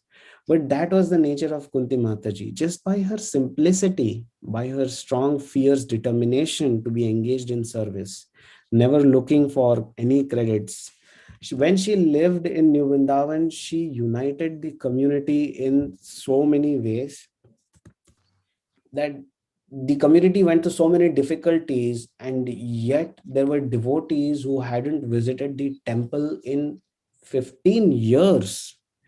Those were the kinds of people who were actually coming and trying to meet Kunti Mataji. Big sannyasis, big leaders were coming and trying to just have some little association with her. And that was her brilliance. When she passed away in New Vrindavan, she passed away, she took a last breath there. In her memorial service, so many devotees wanted to speak that the memorial service went on for 8 hours. Just the memorial service went on for 8 hours, where devotees were pouring out their heart full of gratitude and appreciation. And devotees who hadn't, had become averse to Krishna consciousness, they were in the kirtan, they were jumping and dancing and crying together, appreciating the mercy of Srila Prabhupada. So this is the last lines that Maharaj says, and I just wrote it down, and I'll read it out to all of you and think about this. Because we are talking about seva, I thought this simple and sincere seva is what is needed the most in our lives and in our communities. So Maharaj was saying, she never had any position. She was an unassuming ordinary housewife. She was sincere and stayed with the process. When she needed it, Krishna came and gave his supreme mercy. She made such an impact in the community and graduated from this material world with the highest honors. She always considered herself to be the most simple person. A good devotee is not someone who can do good, great, and big things. She was just like that simple spider, the pastime of Ramayana, where Hanumanji is chastised by Lord Ram because he said the spider to move away because he was trying to, kick grains of sand to build a bridge. So she was just like those little soldiers, but Krishna took her back to Godhead. And we have seen what the mercy of Srila Prabhupada and Krishna can do. And so we live for that, and we are willing to die for that. And Kunti Mataji was one of such devotees who lived her life of selfless, simple service, selfless, dedicated, fierce, but simple at heart service. and which is what we should also try to imbibe in our hearts and engage in that way.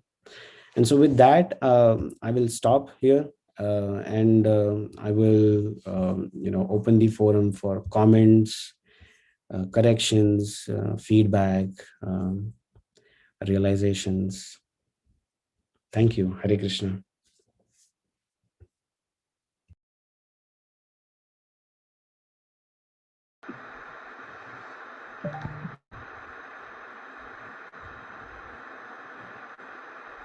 Wow, what a clap. Hare Krishna, Prabhu. Thank you very much for a very amazing talk and also very inspiring story of Kunti Devi. It is something to think about, meditate, and try to follow. Thank you very much. Hare Krishna. Kanai Gopal Prabhu, I was just taking some notes, and I don't know where to begin. I mean, there is just so much that you covered as a recap from the previous 2 sessions, as well as today's session. There's so many instructions. I mean, as if you've, taken on a mission to cover all the 9 processes of bhakti and somehow imbibe the messages into your talks over the last 3 sessions that you've delivered on these topics. And some amazing instructions in simple words that you have shared, and how we can take shelter of senior, advanced, and sincere devotees to cultivate our own bhakti, because without that it is not possible to engage in any kind of service. I don't even know where to begin. I mean, tolerance, acceptance, appreciation, they all build character for us as devotees. Without any of those, I mean, think about, I was thinking, we build a house. In building a house, there's so many different elements are needed, whether it's the foundation, whether it's the electrical, whether it's the plumbing, the roofing, and all of these things that you mentioned are like the building blocks of a house. And if any of these are missing, there will be weakness in the structure and the foundation, or something will not function right. And this is how probably our bhakti is, right? If these elements are missing, then we will be lacking in advancement of our own, in our own bhakti. So Prabhu, I was thinking, with all of this, the question that comes to mind is, where do we start and where do we focus, right? There is wealth of this information that you have shared. The simple answer could be you can start anywhere, but I would like to hear from you that where do you recommend that as aspiring devotees, as practicing devotees, where do we start, and what should be the focus, and how do we gradually progress?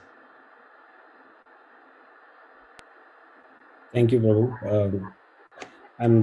I'm just learning from all the sincere association that I'm getting from all of you. Honestly, I'm just trying to imbibe. Each of you does such amazing services, and so I'm just learning from all of your all's characters and dedication and services.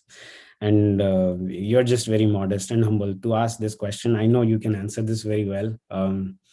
Yet still, because you've asked this question, I would try to think about it, as the question is, how do we start? There is just so much that we need to do, so much we need to achieve, so much we need to fix.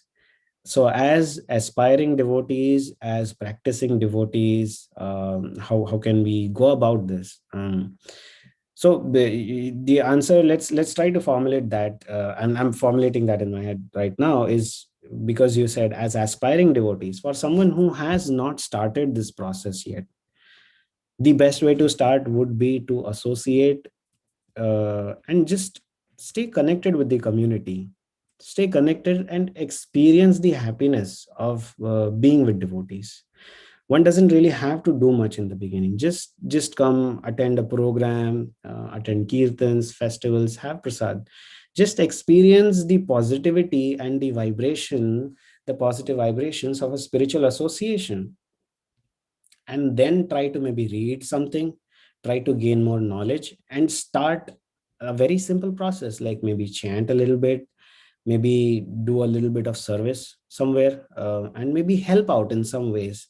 And that's how a lot of devotees get connected, right? I don't think, at least for me, I was like not connected, that I saw the temple, met the devotees, and next day I was doing maha cooking or anything. I started out very simply. I would go and buy flowers for the deities on the festival day, or help out with vegetable cutting on for community cooking. Basically, it's like exploring a new community, and you would do things that you would do in exploring any community. Just connect with a devotee is the first step. Association is for a beginner.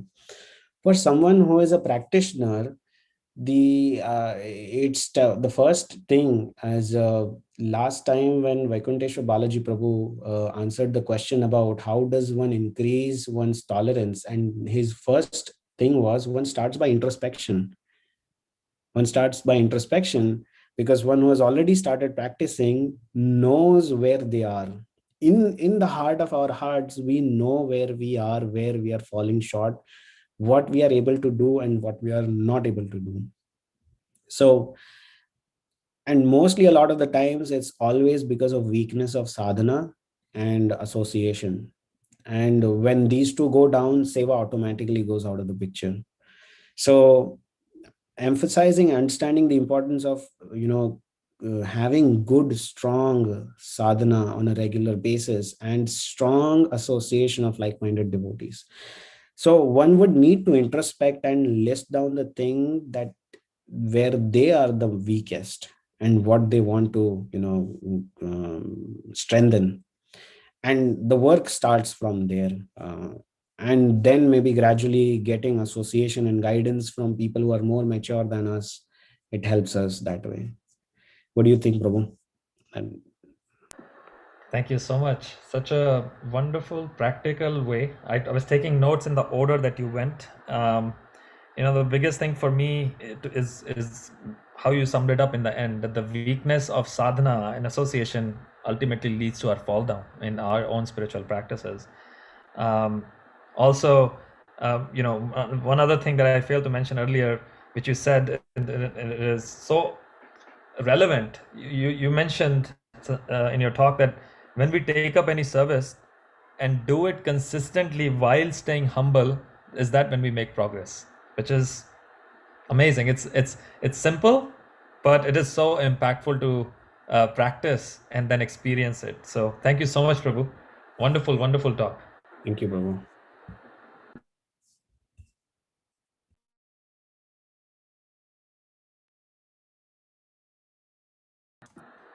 Any other devotees have any questions? Thank you very much, Prabhu, for the absolutely brilliant class. Again, you covered end to end. This is a must-listen class for anybody that wants to grow in their path of bhakti. So one question, Prabhuji, you mentioned about the 5 prominent sevas.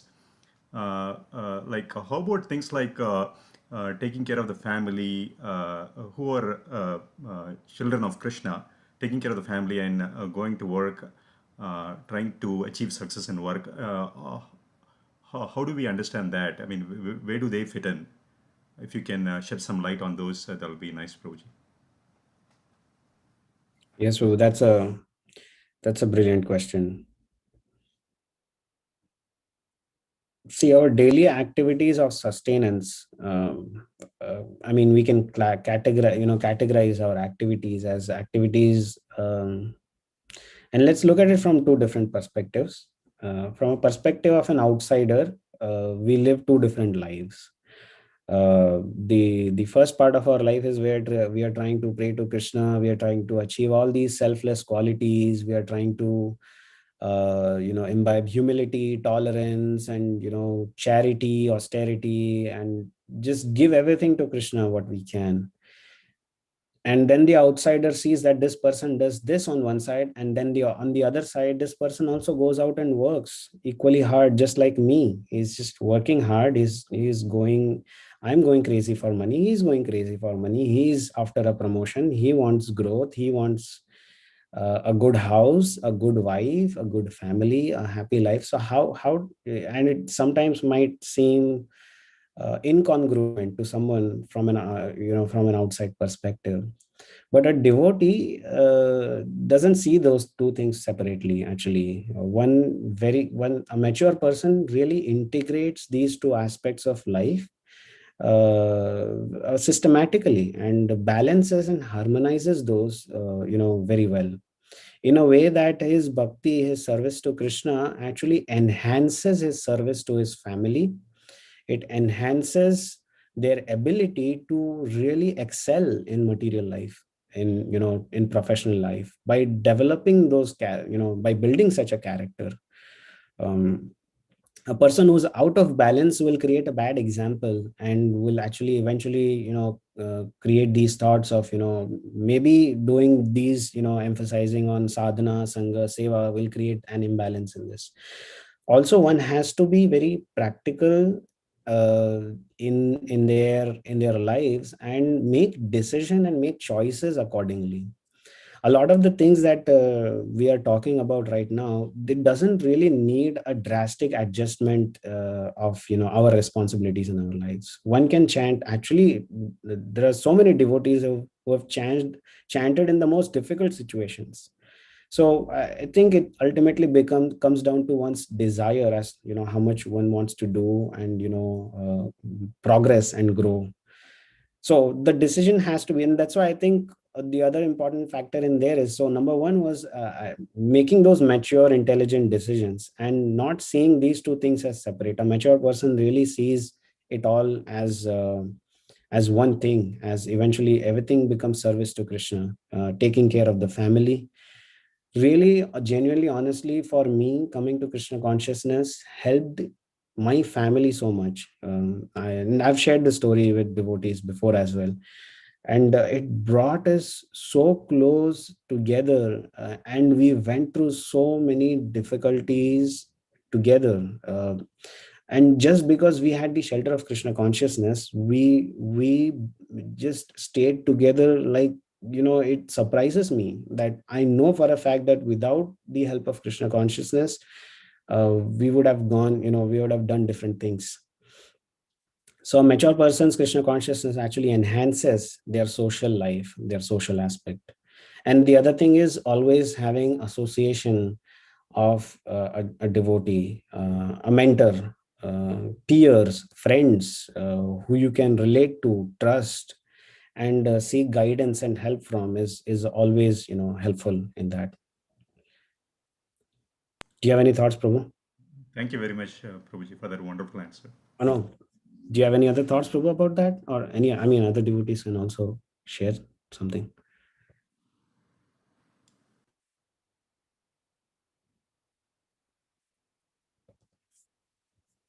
Okay. Prabhuji, I have one thing to add. Hare Krishna. Sure, Mataji. If we have time, yeah. So as you mentioned, all these things, so by doing only few of devotional services, we all might have experienced that we feel so happy, so that happiness comes from within. So from my experience, I have learned over a period of years that we should content that happiness also, like how Bhagavad Gita mentions, we should be equal in all the situations. But sometimes our happiness is so much that it's tough to control that happiness. And the thing is, in current times, everyone is so much stressed out, and they are not understanding that by devotion, we can be so happy. So what they try to do is try to get all the facilities we have, try to do whatever other things we are doing. So that goes in a very wrong way for us also. So then competitioning, jealousy and all. So we don't want to drive all that negative emotion from others. So it's really important for us to stay equal, even if we are deriving so much happiness by doing these services. That is my personal experience. Let's hope I can follow that learning in future also. Yeah, Haribol, that's. Thank you for sharing that, Mataji.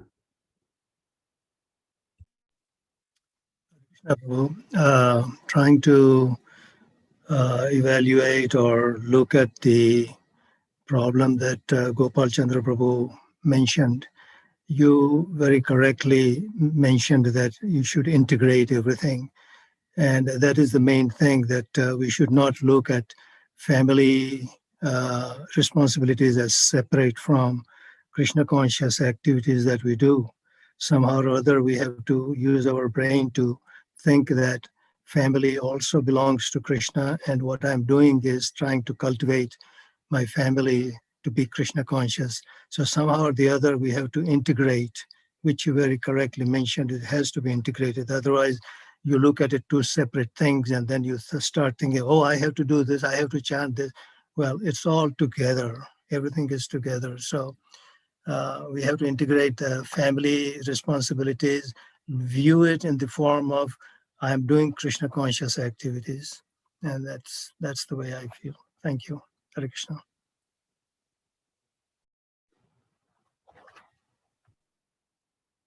Thank you so much. Kanai Gopal Prabhu and all the devotees. Kanai Gopal Prabhu, every time you give a class, it's almost like you drop a cliffhanger at the end of the class. So now my brain is already thinking, what is the next?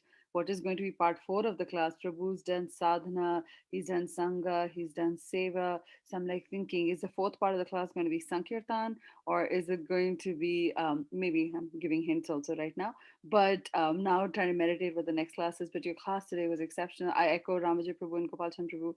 I encourage devotees to listen to this again and the other 2 classes to put the whole story together. I love what you shared about Kunti Mataji. I think that's another important thing for us to, very often we forget to glorify or read about Srila Prabhupada's disciples. We have so many books on Prabhupada, which is wonderful and important for us to read. But I think it is very important for us to take time to read about these warriors in Srila Prabhupada's movement in the early days who sacrificed everything that they had for Prabhupada and for us. And it's because of their sacrifice we are able to appreciate Krishna consciousness the way it is. So thank you so much for spending a good portion of your time highlighting that. I also want to echo what you said, that I encourage devotees to listen to the class by Radhanath Maharaj. It is a very powerful class, and if you do listen to it, please keep a box of tissues next to you. It is a very, very powerful class. It just rips your heart apart. So thank you for sharing the very concise summary of that hour-long class. I appreciate that, Prabhu. There are wonderful comments here from devotees. I know you said you won't be able to see a chat, so please do read the comments of appreciation from devotees on how this class is. And we're very eagerly looking forward to Keys for Success in Bhakti Part 4, and hopefully that we can make that happen very soon. Thank you so much, Kanai Gopal Prabhu. Thank you, Mataji. Again, very kind words. I'm just learning from all of you, and I just pray for the blessings to be able to just practice what even I speak. But these are just very important things. I felt like at a point I needed to introspect and do a little bit of course correction in my own spiritual life. So I'm just sharing that with all devotees. So with everyone's blessings, and I'm very grateful for the comments and the blessings that I keep receiving from you all. So thank you. Hare Krishna. Hare Krishna. Thank you, Prabhu. I'm going to go ahead and share my screen here quickly, and then we will get started with the rest of the program here. So today, as we kind of mentioned earlier, we're just going to adjust a little bit. Our announcements will come, most announcements will come afterwards. We're going to start off by just doing some prayers for our COVID suffering. Obviously, it's been over a year now. We've been in this together for the past 13, 14 months. But in the last couple of weeks, we've seen what has happened in India, and it has affected most of us in some way, shape, or form. Firstly, we shared in one of our WhatsApp group, His Grace Idani Prabhu passed away earlier this week. Idani Prabhu is a Prabhupada disciple who was based in San Antonio for quite many years, and Prabhu used to come regularly to Austin. I believe the last time Prabhu did a program for us was at the 620 Center. Idani Prabhu used to lead spectacular kirtans. We had good fortune of Prabhu not only coming to a temple, but Prabhu has done outreach kirtan for us. He had an accordion that he would play with, and it was just, whenever you hear Idani Prabhu, it was like being transported to a different planet. Prabhu moved to Noida a few years back, and we recently found out that he departed due to COVID. This evening, the devotees from San Antonio and a few other devotees around Central Texas who had the good fortune of seeing Idani Prabhu are hosting a memorial service for him. So this is on Zoom. If anyone is interested, let me know. We will send you information. It is not on our temple Zoom. So please let us know. We can send you the information, but we want to take a moment to pray for Idani Prabhu as part of our Nishan Kavach prayer shortly. Again, we also know many Prabhupada disciples have been struggling with COVID. His Grace Pankaj Jangri Prabhu, who recently moved back to Mayapur from his hospital in Kolkata, Prabhu's oxygen levels is still low. He's still very critical. So requesting devotees to pray for him. We also found out in the last couple of weeks, His Holiness Bhakti Raghava Swami and His Holiness Bibi Govinda Swami also tested positive for COVID. Both of them have mild symptoms right now, but we want to pray for them as well to make sure that the symptoms stay mild and they're able to ride this wave that's happening. We have prayers requested, and these were the members that shared with me. So if I'm missing any of your family, please, I apologize. I just didn't get the names ahead of time. But we have multiple members in our own family, multiple members of our own community who are affected by this. Sukriti Mataji's father had tested positive, Nija Mataji's cousins. My grandmother was tested positive day before yesterday. And if there are other devotees, please, we know how difficult it is, not only for your family members to be tested. Most of us on this call here have family, friends, relatives, or if none of those, devotees that we know based in India. So we're requesting prayers for everybody, not just for those of them who are in India who are suffering, but also prayers for their loved ones and well-wishers who are away from them, who at this time feel very helpless.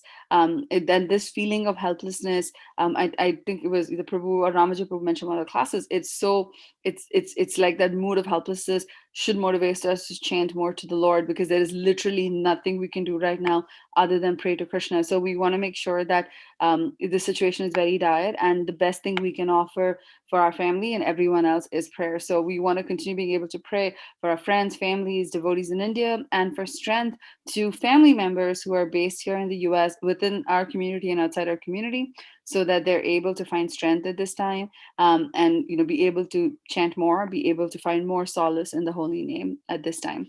If devotees are looking, in case anyone would like to do something more than just chanting and praying, please look up Lotus Trust online. The Lotus Trust is the wing of Bhaktivedanta Manor that's working directly with ISKCON Delhi to provide cots and beds in Delhi, since Delhi was one of the worst hit cities right now. So you can look them up, the Lotus Trust. As I said, it's Bhaktivedanta Manor, so it's within our movement, and they're working closely with ISKCON Delhi. So if anyone is looking to donate, this is an organization we can recommend. Now we will go ahead and chant the Nashinga Kavacha, which will be chanted from Ramajay Prabhu's home. After we finish the Nashinga Kavacha, we will get back to the rest of a few more announcements to go, and then we will chant Nashinga prayers, and we will close up the Sunday program. I'm not going to share, I'm just going to paste the link for Nashinga Kavacha on the chat window, so we can put the spotlight on Nashinga Dev instead of me having to share my screen. So just request everyone to just go to the link yourself and follow along.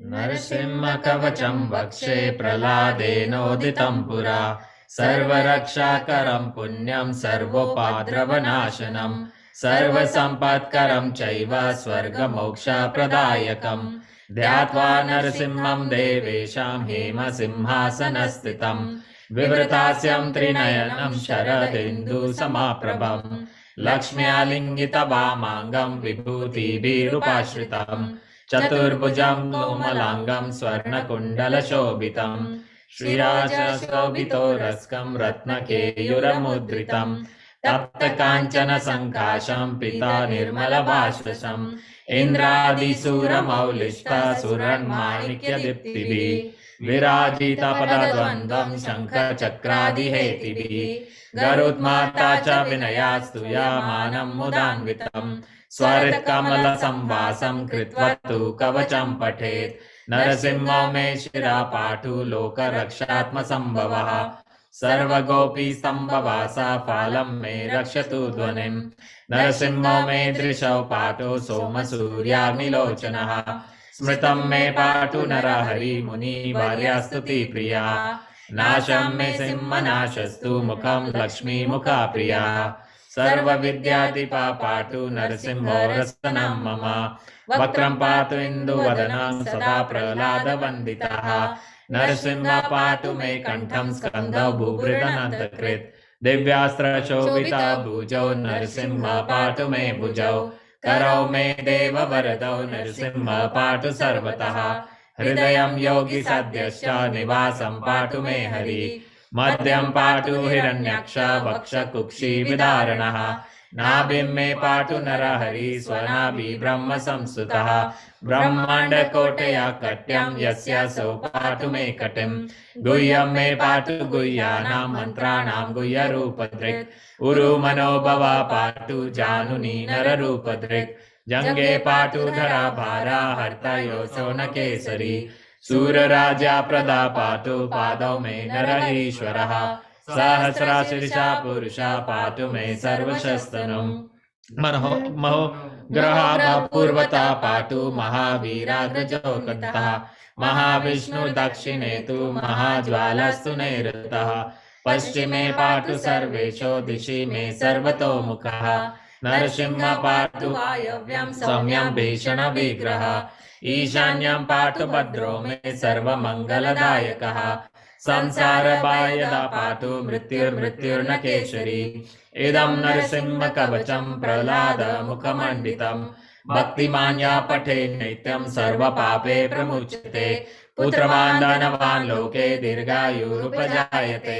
यं यं कामयते कामं तं तं प्राप्नोति संशयम् सर्वत्र जयमाप्नोति सर्वत्र विजयी भवेत् भूमि अंतरिक्ष दिव्यानां ग्रहाणां विनिवारणं वृश्चिको रोगसम्भूता विशापहरणं परं ब्रह्म राक्षस यक्षाणां दुरोत्सारणकारणं भुजे वा तालपत्रे वा कवचं लिखितं शुभं करामूले धृतं येन सिद्धेयो कर्म सिद्धयः देवासुरा मनुष्येषु स्वं स्वमेव जयं लभेत् एकसन्ध्यं त्रिसन्ध्यं वा या पठे नियतो नरः सर्वमङ्गलमङ्गल्यं भुक्तिं मुक्तिं च विन्दति 32 सहस्राणि पठे शुद्धात्मनिर्मृभिः कवचस्य मन्त्रस्य मन्त्रसिद्धि प्रजायते आनेन मन्त्रराजेन कृत्वा भस्माभिर्मन्त्रणं तिलकं बिभ्रयाद्यस्तु तस्य ग्रहं वयं हरेत् त्रिवारं जापमानस्तु दत्तं वर्याभिमन्त्र्य च प्राशय्यं नरमन्त्रं नरसिंहध्यानमाचरेत् तस्य रोगाः प्रणश्यन्ति ये च शुकुक्षि सम्भवः किमत्र बहुनोक्तेन नरसिंहः सदृशो भवेत् मानसा चिन्तितं यस्तु सा तच्चाप्नोति संशयम् गर्जन्तं गर्जयन्तं निजभुजपटलं स्फोटयन्तं हरन्तं दीप्यन्तं तापयन्तं दिविजं क्षेपयन्तं क्षिपन्तं क्रन्दन्तं रोचयन्तं दिशि दिशि सततं संहरन्तं भरन्तं वीक्षन्तं गुणयन्तं करणिकरशतैर्दिव्यसिंहं नमामि इति श्री ब्रह्मांड पुराणे प्रह्लादोक्तं श्री नरसिंह कवचं संपूर्णम् उग्रं वीरं महाविष्णु ज्वलन्तं सर्वतोमुखं नरसिंहं भीषणं भद्रं मृत्युर्मृत्युर्नमाम्यहम् उग्रं वीरं महाविष्णु ज्वलन्तं सर्वतोमुखं नरसिंहं भीषणं भद्रं मृत्युर्मृत्युर्नमाम्यहम् उग्रं वीरं महाविष्णु ज्वलन्तं सर्वतोमुखं नरसिंहं भीषणं भद्रं मृत्युर्मृत्युर्नमाम्यहम्। श्री श्री लक्ष्मी नरसिंह देव की जय, प्रहलाद महाराज की जय। Thank you so much for reciting this beautiful Nrsimha prayers and giving darshan of Shri Nrsimha Dev. And we pray to Shri Nrsimha Dev that if he so desires to provide shelter and mercy and protection for everyone that is going through a very rough patch right now. Just go back to doing our announcements here, Krishna.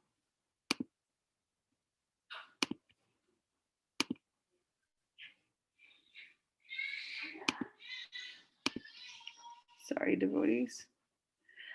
Before I get to announcements, I realized that our Sunday program is being shared with ISKCON of Atlanta also by my mistake. But if there's any devotees watching our Sunday feast on Facebook from ISKCON of Atlanta, Hare Krishna to you as well. And thank you for joining us. And we hope you enjoyed the class and Nrsimha Kavacha as well. Okay, so again, can I go, Gopal Prabhu? Thank you for your wonderful class today. No words are enough to appreciate the wonderful points you said, and we're really looking forward to your future classes. We also want to take a moment to thank our monthly donors, supporters for all of our programs. If devotees are interested in sponsoring a virtual Sunday feast, please let us know. We have some upcoming festivals. Today is the disappearance of Srila Abhidham Thakur. This Wednesday is Srila Vrindavan Das Thakur's disappearance day. And upcoming Friday, May 7th, is Ekadashi. The coming Monday, which is May 9th, is Mother's Day. And we're really excited that this Mother's Day, our class will be given by Her Grace Radha Bhava Mataji. Radha Bhava Mataji is wife of His Grace Adhika Dada Prabhu. She's a disciple of His Holiness Radhanath Swami Maharaj. She's a doctor by profession, a mother of 2 kids, and a very active member leader in the Atlanta community. She will be speaking on Matra Bhakta Shiromani. That's the title of her class. So do not miss our very, very special Mother's Day Sunday program next Sunday. As the devotees know, and Prabhu spoke about this earlier, we've been speaking a lot about importance of japa.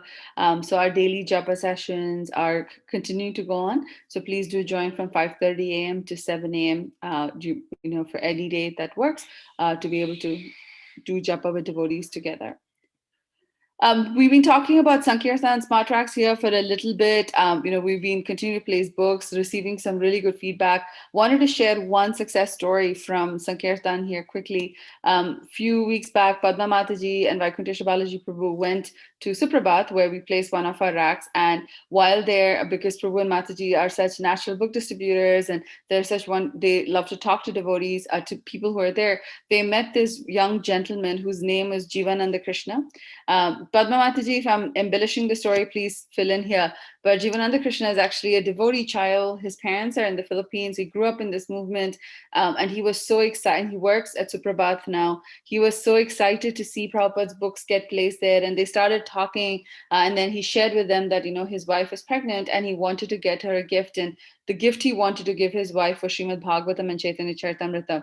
So we went back a few days or weeks later with sets, and he very willingly took a Chaitanya Charitamrita set from here. So wanted to share the positive story of how just placing one rack here resulted in us distributing a set. So this is Krishna's and Srila Prabhupada's mercy. So if any devotees are interested in helping us out, scouting out locations, looking how books look there, if you have ideas of new places where we can place books, and it doesn't have to be grocery stores, please do reach out to myself or Rupasagar. We'll be happy to get you added to our team, and continue to spread Prabhupada's books in every nook and corner here in Central Texas. Last but not the least, we did prayers earlier for devotees affected by COVID. Here are just other devotees that we're praying for Girdhar family, for the mothers of Manoj Prabhu, Omkar Prabhu, Haridas Vaya Prabhu. Haridas Vaya Prabhu, I don't think is on the call, but his mother she had a fall, and after her fall, she's obviously not doing well, but she also, on a positive side, on a good news side, his mother got initiated last week. So we also want to congratulate Prabhu and his mother and the entire family for her initiation. I don't know, Vaikuntesha Balaji Prabhu, do you know his mother's initiated name? You unmute, Prabhu. Rajeshwari.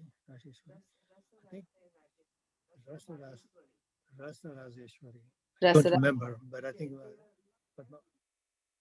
Haridas Varya probably should be able to tell if he's around. I don't think he's on the call, Prabhu. I don't see him. But so we're happy for Prabhu and their family and Prabhu's mother, and we're also continuing to pray for Gopal Chandra Prabhu's health. With that, we will have Ashankar Prayers. Kirti, whenever you're ready. Haribol Mataji, can you hear me? Yes, I can. Okay.